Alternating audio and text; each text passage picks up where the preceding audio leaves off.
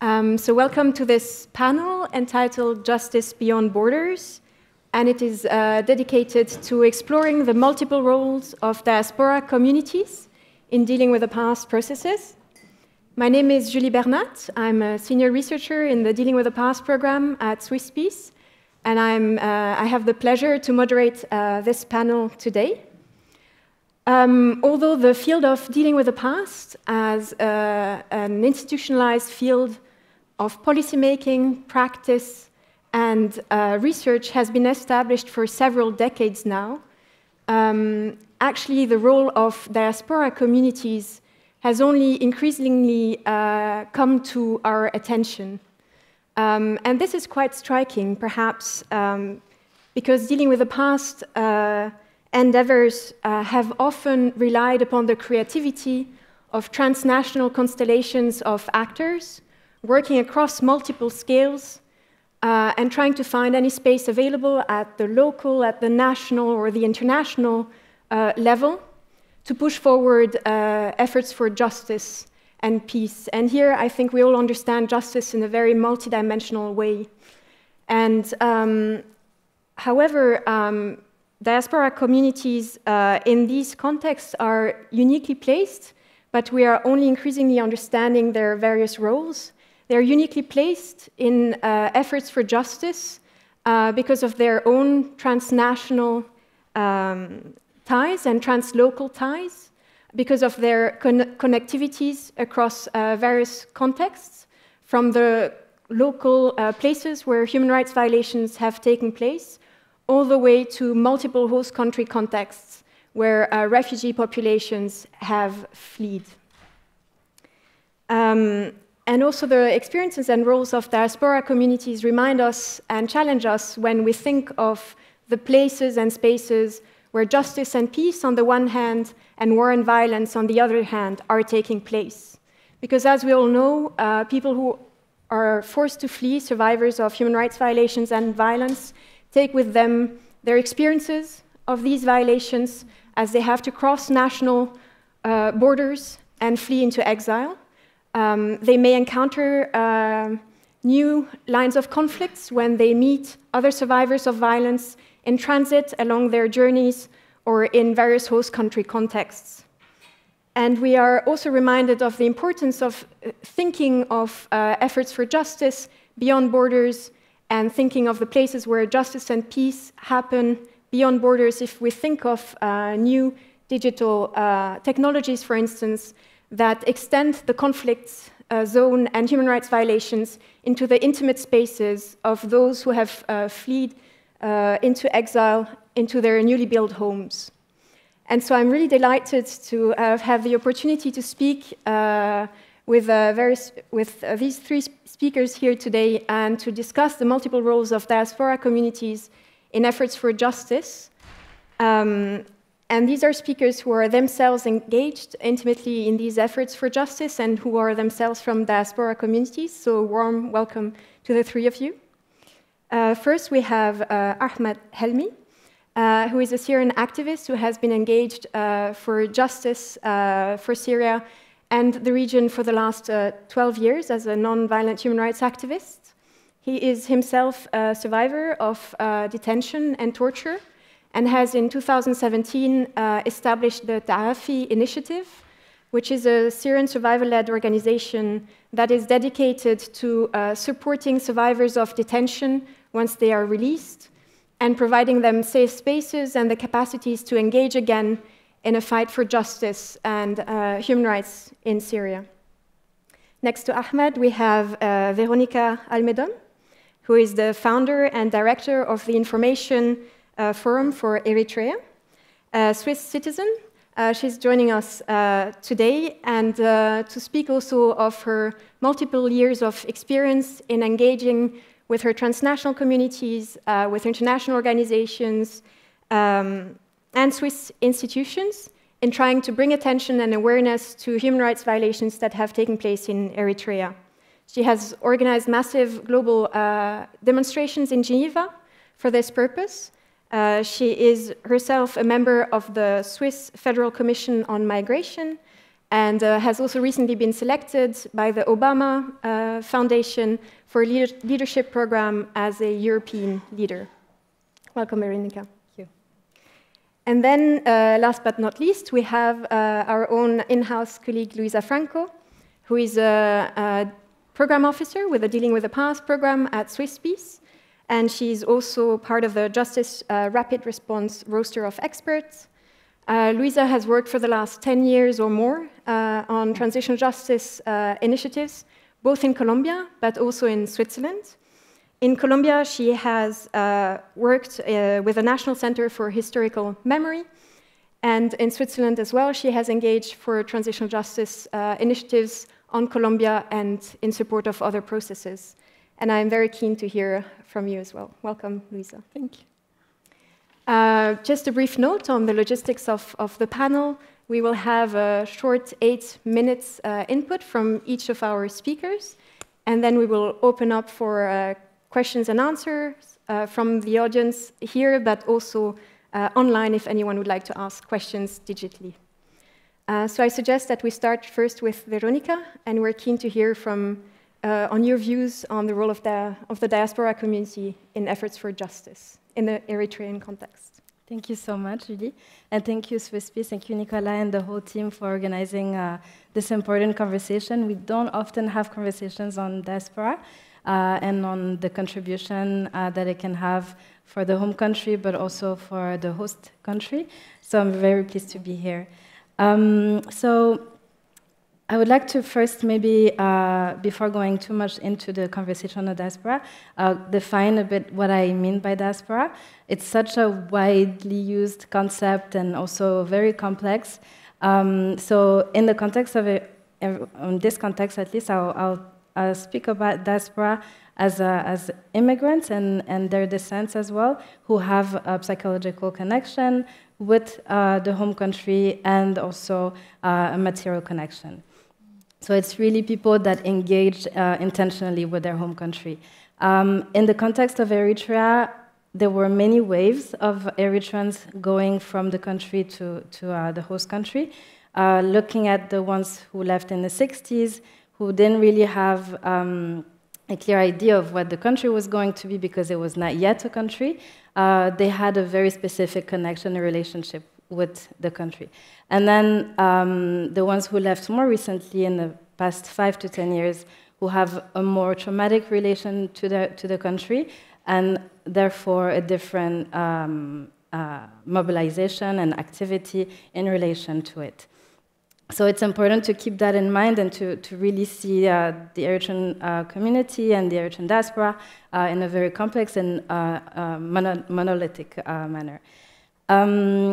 And then on the perspective of the role of the diaspora in mobilizing for peace and justice, so when we think about the people who have intentionally been engaged in the home country for Eritrea, we see the vast majority as being contributors for peace, for justice, and for stability and for development as well. If we look at the ones from 60s to 70s, 90s, it was a time where we had the independence war, so people were very mobilized financially, politically, in order to really bring the attention on the liberation of the country. So in the case of Switzerland, we had a lot of young people who used to go to Bern and really mobilize the federal council and say, we have to liberate this country. And then there was also, at a grassroots level, a lot of financial activities to make sure that they're being financed in the forefront of the war. So there was a contribution for peace in that sense. The peace in the country and the peace for the region as well, since the war was with Ethiopia. And then when we look at the 90s, there was still a very big involvement financially, but it was always a bit at a macroeconomic level and less at a local government level.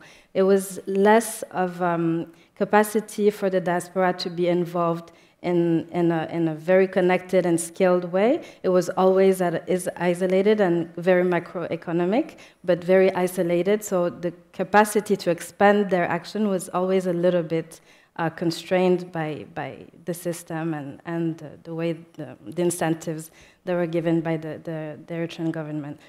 So the contribution was very much on the development, but at the macroeconomic level, once again. And then when we look at the 2000s, is really when we saw a huge expansion on the contribution on justice and peace, and justice and also stability at a political level. So we saw the political crackdown in the early 2000s with the shutdown of the parliament, the shutdown of the university, ministries being taken to prison, and a lot of enforced disappearances of journalists. So all these, this whole spiral of autocratic practices really led the diaspora to be involved in open letters, but also going to the UN, bringing the attention to different courts. Since the national courts were obviously compromised, they had to go to the regional courts. So the African Court on People and Human Rights was mobilized, and other institutions, but unfortunately, there wasn't enough response from the institution's point of view. And from whether we look at the regional or the international level at the UN in Geneva, for example, the Security Council in New York, we see that basically if the diaspora really makes all the effort to bring the testimonies, to highlight the victims' stories, you still need the institutions to do their part of the work for justice to be delivered. So that's the element that has been missing, despite the efforts of the Eritrean diaspora. So yeah, that's maybe in a nutshell what the mobilization has been on peace and justice for Eritreans. And then I would like to also touch on how our organization is currently working on the project that we're working on. So it's called Rebuilding Together with Art and Empathy, and for that we're working with Nicola and with Luisa and with the rest of the team, and on how to basically document properly the stories of veterans from the 60s to the 90s. What were their stories? And because it hasn't been properly documented so far, it's kind of scattered, and yeah, we're still missing a lot of stories. So the goal is its purpose is scientific, it's educational, because my generation doesn't have an idea of what happened during these years. We know approximatively that there was conflicts within the Eritrean front, that there was also the war, us as Eritreans against Ethiopia, but within us there was a lot of traumatic events that we still need to dig on, and to then being able to unpack it and understand how we improve our lives and how do we improve the system so that we don't repeat this in the near future. So there's an educational and then also a psychological purpose in order to raise our self-esteem, to make sure that we talk about Eritrea not just in a way that's about illegal migration or dictatorship, but also a more brave and beautiful stories around women who also were part of the whole struggle for peace. So basically, we're also working with a Basel-based artist, Stéphanie Künzli, who will be painting the veterans' portraits, and that will also be exhibited in different spaces in order to just show a different light, show Eritreans under a different light. So yes, we're hoping that this will happen soon, and yeah, we look forward to that. Thank you very much, Veronica. It's a very inspiring project, and we look forward to following it. And I think your contribution also, and your thoughts on how to define a diaspora, and also the long-term view of the role of diaspora members across various political contexts in the home country context, and different possibilities to engage economically, politically within the home country context. I think this is very important also to start our general discussion, and I wonder if you can connect also to these thoughts from Veronica. The floor is yours, Ahmad. Yeah, thank you. It's interesting, and hi everyone. My name is Ahmad Helmi. I'm from Syria. I'm a non-violent activist, and I work with the DwP initiative to support survivors of torture and forced disappearance. And at the beginning of the Syrian revolution, we had a very strict dictatorship, we still have, in Syria. And it was really hard to communicate with the outside world, to communicate with the media. So we used to videotape the demonstrations and then run home, open Tor browser, you know, the VPN and everything, and send it to Syrians in Diaspora. And they used to be the channel to communicate whatever is happening on the ground to the international community, to the international human rights organizations, and to the media. And without that point, whatever happened in Syria could have stayed in Syria. And that was the huge difference between 2021 and 2010 and 2011, because everyone had access to mobile phone, to social media, so we became more of an interconnected, networked community. So back then, I've never understand the role of our friends who were outside Syria. I thought that everything should happen on the ground, and they are only a support team. But a year later, in 2022, you can see I'm not very good, I don't have very good memory. In 2022, I was detained, and during torture, our interrogation, the warden used to ask me for names, you know, to give names of those who have been supporting the revolution or participating in the revolution. And I was very keen not to give names of people who are still under danger. So I used to give names of people outside Syria, and those was also another channel for me, you know, to escape the interrogation. But the warden, he knew that he used to go to the computer, he checked the names, and he knew that they are all outside. He gets back and torture me more. And it's funny because when, under torture, you forget your memory. And for me, I struggled to memorize my own name. I always write it on my back of my hand, you know, yeah, my name is Ahmad. And I started to give him, different names. I came up with names. But it was a channel also to escape torture. I was released in 2026, and I became one of those who are outside, you know, the diaspora. And we started to do whatever our friends used to do in the past. And I started to understand the potential, what you can do in diaspora. It's interesting that almost all the activists in Syria, when they left the country, they lived in the neighboring, you know, countries, in cities really close to the borders, because we felt that the closer to the borders we are, the closer to Syria we are. But in the reality, we are all working online. You know, it doesn't matter if you are in America or in China, not China, somewhere else, or on the border. It doesn't matter, but it was a type of feeling. And I started to explore the potential that the diaspora have. Now we have over 8 million Syrians in diaspora, and Syrians are 21 million. So we are talking about more than a quarter. You can see. So I'm not good in math.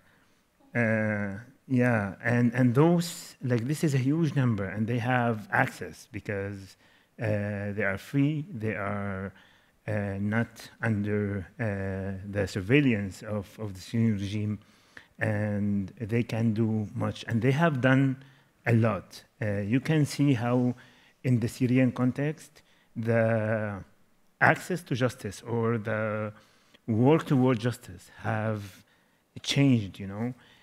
Syrians have came up with innovative way to overcome the limitation of justice venues in Syria. So, yeah, and we Syrians, like, there are like 33 million in Turkey, few millions in Europe, few millions in Lebanon, and, like, you know, like, we're talking about people, a few millions. Anyway, and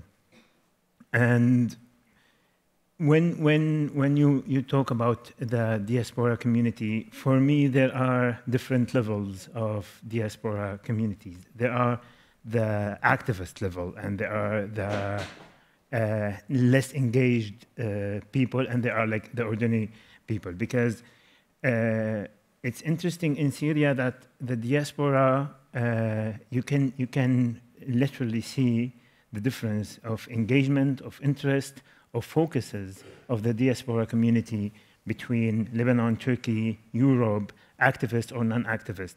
Because you feel that activists, they have created an emerging definition of diaspora community. Wherever they are still living the war, you know, they are still in direct and daily communication with people in Syria. So they are still in the trauma, they are still in the war, even though, like, geographically they are not. And they are interconnected community.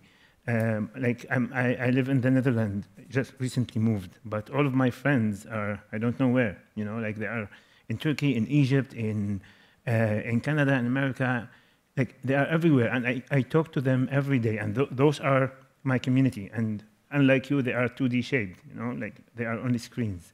Yeah, I'm not sure if they are real.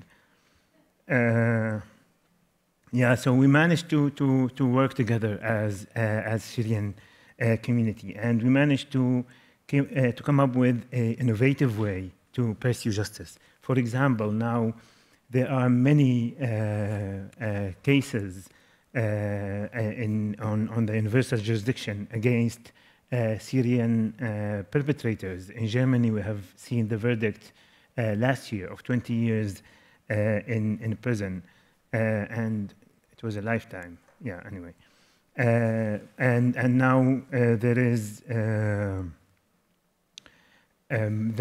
Dutch and Canadian initiative to persecute the Syrian authorities on the International Court of Justice, and that the Syrian diaspora community have a big role in all of those actions, because we had a limitation in Syria. We had a limitation in the justice venues in Syria. We have to find channels, you know, to channel our anger, our energy and bitterness, and to overcome the walls that have been created in Syria. And recently, we have been working on a huge project to find the truth and to identify the whereabouts of the missing in Syria. The missing issue in Syria is one of the biggest issues, and the number of enforceably disappeared persons is unprecedented since the World War II, and almost until now, there is almost zero effort have been done on that regard. We are, TAFI, our organization, with other 10 Syrian Families Association, we came up with an idea, and I will tell you how we came up with that idea. We came up with the idea, and we pursued that idea, and now we are, like, literally, like, few weeks away from creating a new UN institution that will work solely on revealing the fate and whereabouts of the missing in Syria. So that's what the diaspora community have done. I'm not watching the clock, so but I will conclude. But how we did that, because we educated ourselves. I studied in the COVID. I was saying that COVID time was very good for me because I'm a little bit introvert. So COVID made everyone in the world like me. So I became natural, normal. And we educated ourselves. In the COVID, I studied forensic science in Guatemala. and forensic anthropology to understand how we will search for the missing, how we will excavate mass graves. And I studied with the Swiss Peace, dealing with the past. My teacher is here in the room. But that education gave us information, that gave us power, and we leveraged this power over the international community, and we created new ways to deal with the past. But there is an important role and crucial role for Diaspora to bridge the gap between the people who are still in Syria and the people who are outside, who have access, who have knowledge, who have information, and who have access to education to bring it together. And that is something worth investing in. Thank you. Thank you very much, Ahmad. I'm very sorry that we have so little time to listen to all of you. It's been very inspiring also to hear how you personally have made this journey and become part of a diaspora member abroad. And I think the two inputs we've had from both of you also showed the many limitations within Syria and Eritrea to actually move forward with dealing with the past and efforts and justice initiatives. And now we're traveling to a third country where actually some initiatives were able within the country itself, and where the diaspora community was then included in these processes. And you've played a key role in this, so Luisa, we're looking forward to hearing from you. Hello, everyone. Yes, I would like to also tell you, like right now, I'm putting, like in this whole process, I have to, we say in Spanish, like you put the t-shirt on your team, like when you're playing soccer. So I have here the t-shirt of being like part of Swiss Peace, but also like of being Colombian and being part of the diaspora. So first of all, I would like to clarify also when I talk about diaspora, I mean also is the term that the Truth Commission has used. So when I will talk a lot about victims, because it's still a definition that is widely used in the context of Colombia to also acknowledge that there are victims of the conflict that need to be redressed and repaired.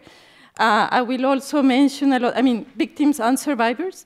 This is a bit of a contested also polarity in the terminology, and then I will talk a lot about exile and victims living in exile as people who were forced to flee the country and have no means to come back, or have in the end decided not to come back to the country. And then I will talk about victims and the broader diaspora, which also is part of like there are many Colombians who also left the country because reasons of love or studies or to make a family, to find a better way of living, but there are also very skilled and have found very different ways to contribute still to the peace-building processes in Colombia. So this is just to clarify also, because I believe it's important. I think in every different context, these terms can be used in a different way. So, and then, I mean, I have very little time, and it's a bit sad because I would like to tell you so many things. Let me just start by telling you, like in the case of this story, what I'm going to tell you is actually how this duty of the state of memory and to repair victims has actually taken place in Colombia. Here we see initiatives from the civil society side. What I'm going to talk about is of a governmental institution, actually of a transitional justice process that has been taking place in Colombia since 2016 after the establishment, after the signing of the peace agreement with the guerrilla. And these three different institutions, I mean, like this, it's a comprehensive system that has a Truth Commission, a special jurisdiction for peace, who is in charge of accountability, and then a unit that is in charge of searching for the missing persons. So I'm going to talk about the work of the Truth Commission, which is the first official mechanism that has decided to work also with people, and particularly with victims living in exile. So the Truth Commission has had as mandate to investigate on the causes of the conflict, on the dynamics, the different actors involved, perpetrators, but particularly to make visible the different impacts that the conflict has had on the Colombian civil society. And this is a really broad mandate. I mean, it sounds very short, but when you look at it, we're talking here about 70 years of conflict, of an internal conflict that has left more than 9 million of victims so far, that has also left like more than 200 200,000 people, missing persons, and many, many hundreds of lives that have been lost also in that process. So it's a huge challenge for Colombia to overcome this difficult past because it's also a present. And this path to peace is going to take us a long, long while, but the contribution that the Truth Commission has made is a really important step forward into this more long-lasting peace, let's say. But anyway, so it's a really broad mandate. It had only 3 years to implement its mandate. It was then extended to 4 years. And I believe it will probably need 10 years or so to actually be able to investigate everything that has happened in the country and to make visible every single victim that has also been created by this conflict. The Commission actually had a very interesting working approach. I cannot talk much about it, but what I would like also to mention here is that the Truth Commission has this territorial approach. So it divided the country into 11 different regions, plus the international one. So this was very interesting, why they consider important to include an international region, because the demands of civil society living abroad, of victims in exile, have taken place already for a long while, where they are actually demanding that they are being included in the peace process in Colombia, in the dealing with the past processes that take place currently in the country, and in many, many other different aspects, like the drafting of the victims' reparation law, for instance. And so the Truth Commission decided that it was important to include this, also because there is not much information that has been collected, and there are not many institutions in Colombia that have been working with victims in exile. So, however, like, since we don't have any reference, there were many open questions, you know, like how to actually make possible that there is a broad participation of victims if you don't know where they are. If we don't know if the statistics are actually not clear on how many people had to flee the country, where are they? Do they want to be actually located? Do they want to be identified? Maybe you are even putting them at risk if you actually try to find them, also in the countries where they are. And so these many, many questions were there, and also this particular, let's say, like I find it's a difficulty, and I would like to highlight it here because it also has an impact in other different countries. Context is like the Truth Commission was not able to use the funding that it had to implement its work. It was not able to use it outside, overseas. You know, like they didn't have an office in any other country. There was just offices in Colombia, and then donors were having mechanisms to support the work of the Truth Commission in Colombia, but not outside. So that also presents a really big difficulty for the Truth Commission, such because there was not really funding to implement the mandate overseas.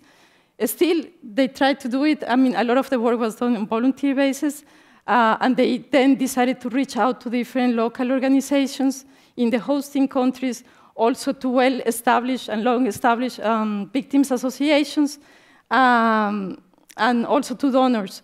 So in the case of Switzerland, swisspeace decided to accept the challenge and together with the funding of the Swiss Federal Department of Foreign Affairs and the Ecumenic Church and swisspeace's own contribution to gather some resources in terms of staff and also financial ones to be able to support the work of the Truth Commission here in Switzerland. What was this work about? We saw ourselves more like facilitators of the process, but we wanted also that particularly the victims living in exile could lead the process here in Switzerland, because it's a process that belongs to them, and it's a debt that the country has also with them. And basically what we did was working a lot on collecting testimonies, collecting and understanding, and collecting the stories of the people who had to flee the country, also of second and third generations as well, and to also support the Truth Commission on different pedagogic and outreach activities in order to disseminate the work of the Truth Commission, but also through these activities to be able to identify more victims that were willing to share their story with the Truth Commission, and also to seek for mechanisms in which they could participate of this broad process. I could tell you a lot more about the way this participation was designed, but I don't have the time. I can only tell you also that, in the end, people from 23 different countries were engaged in this process. More than 2,100 testimonies were collected. And even though it is a small number, it is still a very big contribution to get to know more about the truth of what happened to people who had to flee the country and are not able to come back. In terms of the contribution, I think this work has had a very meaningful impact, particularly in victims. There is probably a lot of work that needs still to be done in order to raise awareness about the situation of victims living in exile. But the Truth Commission managed also to show Colombia and the rest of the world that there is a Colombia outside of Colombia, and that this Colombia needs to be included in the peace processes that are taking place in the country, that their needs need to be understood, and that particularly for the victims, they need to be acknowledged as victims, because this is not part of the definition of victim by the Colombian law, and they need to be redressed also for the harm that has been done to them. So one of the interesting findings and things that the Truth Commission says is the exile in itself is a crime. The fact that you are not able to leave, to come back to your country, it's a crime in itself. And why is it a crime? Because we are talking here about a really broad impact of the exile. We're talking that not only you at the personal level are being affected by it, but also your family, who might not know where you are, who might not be able to reach out to you ever again sometimes, who doesn't know what has happened to you, and also at the community level, because your contribution to the society somehow has been interrupted and you're not able to do your work anymore in your country. And then we are talking about that also this type of crime extends also to second and third generations. So we are talking also families that get affected by it. And we are talking about this long-lasting effect that the exile has on victims, because it's not only about the reasons that made you flee the country, the violations of human rights that happened to you in that moment and forced you to leave, but then there is this route that you need to take from the moment you leave the country until you finally find a safe haven somewhere. That has put at risk many people, particularly children, women, LGBTI+ communities, elderly people. So there is also a possibility that the re-victimization keeps on happening, and that also once you actually find refuge, that maybe the asylum-seeking process is in itself also violent with some people, and then this process of settling in somewhere and to try to integrate in a different country with a different language, etc., can be also very difficult for you. And on top of that, many people have been living or keep on living in fear, and they also keep, and many of them have to suffer from trauma. And in many cases, there is also no access, really, they don't have access to health, mental health professionals. So they had to kind of deal with this, and in many cases, all by themselves, because they are not having a strong network in which they can support in.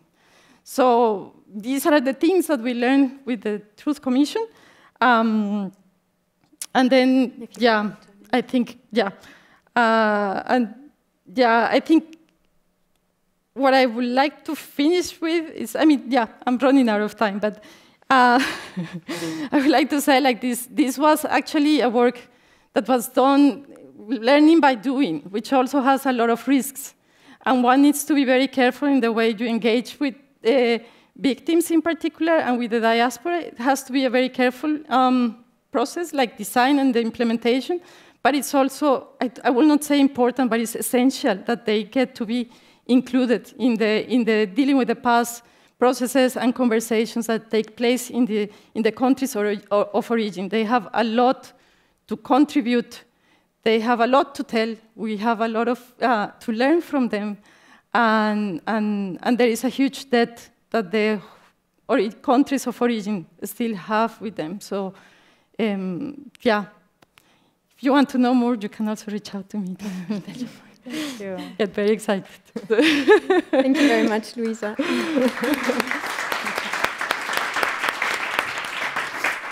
Thank you to everyone who attended this panel, both in person as well as digitally. I think that we learned a lot about the multifaceted needs of diaspora communities and trying to go beyond a homogeneous understanding of diaspora, working at multiple levels across time and generations. And perhaps it can be an inspiration for us, for organizations such as SwissPeace and beyond, to work more closely with diaspora communities as key actors in justice and peace efforts.